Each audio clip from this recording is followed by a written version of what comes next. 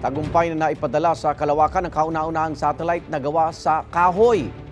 Daan-daang ektarya naman ng pananim ang nalubog sa baha sa ilang lugar sa Bolivia.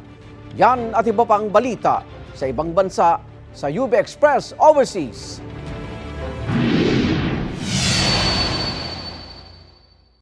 Binaha ang ilang lugar sa Tarija, Bolivia matapos bumuhos ang malakas na ulan. Sa ulat ng local officials, 14 na komunidad ang lubog sa baha. Napinsala riyan ang ilang bahay, negosyo at mga sasakyan. Mahigit 100 ektarya naman ng pananim ang nasira. Nagbukas na ng mga shelter ang City Hall para sa mga apektadong residente. Nananawagan naman ng mga binaha na ideklarang disaster zone ang lugar.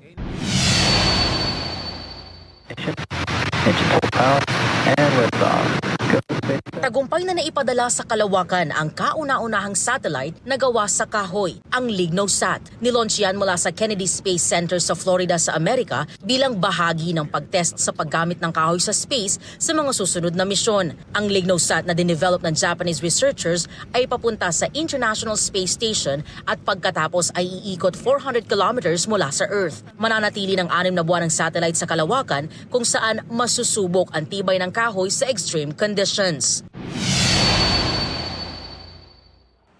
Sa New York, naisubasta sa isang auction house ang red jersey na isinuot ng dating NBA star player na si Michael Jordan. Ginamit niya yan sa hindi bababa sa 17 laro noong 1996 hanggang 1997 basketball championship season noong miyembro siya ng Chicago Bulls. Nabili yan sa halagang $4.68 million o mahigit 270 million pesos. Bukod dyan, isinubasta rin ang ilan pang gamit ni Jordan.